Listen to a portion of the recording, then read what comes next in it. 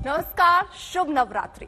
चैत्र नवरात्रि का पावन पर्व आपके जीवन में पॉजिटिविटी को बढ़ाने वाला है और इसी चैत्र नवरात्रि से नए विक्रम संवत की शुरुआत होती है, यानी भारत का नया साल शुरू होता है। इस नवरात्रि के पावन अवसर पर कैसे करें मां दुर्गा को प्रसन्न, देवी की पूजा का क्या है विशेष विधान, कैसे करें कन्या पूजन, आपको बताएंगे। हमारे साथ हैं ज्योतिषाचार्य शैलेंद्र पांडे जी।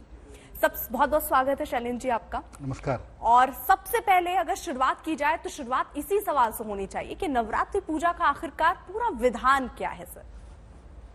देखिए, अगर हम नवरात्रि पूजा की बात करें तो जैसा इसका नाम बताता है, नवरात्रि यानी 9 रातों की पूजा है ये। एक बात अच्छी तरह आप समझ लीजिए कि नवरात्रि जो होती है वो रात्रि की पूजा इसमें ज्यादा प्रबल होती है। जैसे इस बार नवरात्रि का आरंभ हो रहा है 2 अप्रैल से और ये 10 अप्रैल तक नवरात्रि चलेगी। इस 9 दिनों में आप हर दिन अपनी कोई विशेष मनोकामना पूरा कर सकते हैं, हर दिन अलग तरीके से पूजा उपासना कर सकते हैं और हर दिन अलग अलग देवी के स्वरूपों से वरदान पा सकते हैं। वैसे तो नवरात्रि में सामान्यतः पूजा विधान ये होता है कि लोग अपने घरों में पूजा करते हैं, सुबह करते हैं, शाम को करते हैं, लेकिन जैसा नवरात्रि का नाम है इसमें रात की पूजा ज्यादा फलदायी होती है। इसलिए अगर आप सुबह शाम पूजा नहीं कर पाते कोई बात नहीं, अगर आप मध्य रात्रि के समय देवी की पूजा करते हैं, नव दुर्गा के नव स्वरूप की उपासना करते हैं तो नवरात्रि के शुभ परिणाम आपको प्राप्त होंगे।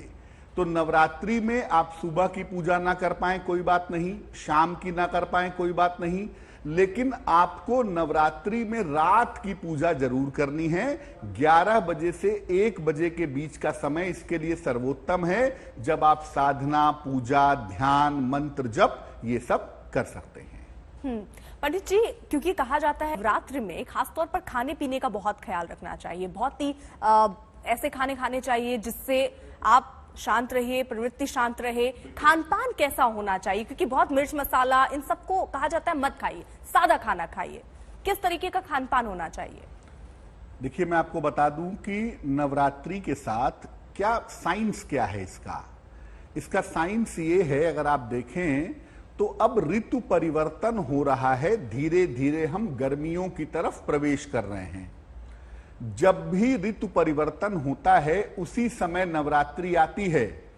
एक बार देखिए अभी आई चैत्र नवरात्रि, वासंतिक नवरात्रि, और एक बार नवरात्रि आएगी आश्विन की नवरात्रि, जब हम धीरे धीरे सर्दियों में शरद ऋतु से हेमंत में प्रवेश करेंगे। तो नवरात्रि के समय चूंकि मौसम बदल रहा है, जीवनचर्या बदल रही है, चारों तरफ चीजों में बदलाव हो रहा है, इसलिए इस बदलाव को एडॉप्ट करने के लिए, इस बदलाव को स्वीकार करने के लिए हम ये कहते हैं कि नवरात्रि में उपवास रखना चाहिए। और अगर आप उपवास नहीं भी रख पाते हैं तो कम से कम आप इतना जरूर करें कि अपने खान पान का ध्यान रखें।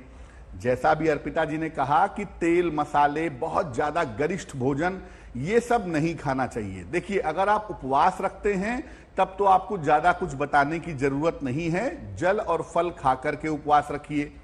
लेकिन अगर आप उपवास नहीं रख पाते हैं अपनी नौकरी की वजहों से, बीमारी की वजहों से, तो आप इतनी कोशिश जरूर करिए कि नवरात्रि में हल्का भोजन खाइए, सात्विक भोजन खाइए, प्याज, लहसुन, मिर्च, मसाला, तेल, इन सब का इस्तेमाल कम करिए। जितना भोजन आपका सात्विक होगा, जितना भोजन आपका सादा होगा, उतना ही शरीर आपका स्वस्थ रहेगा, हल्का रहेगा।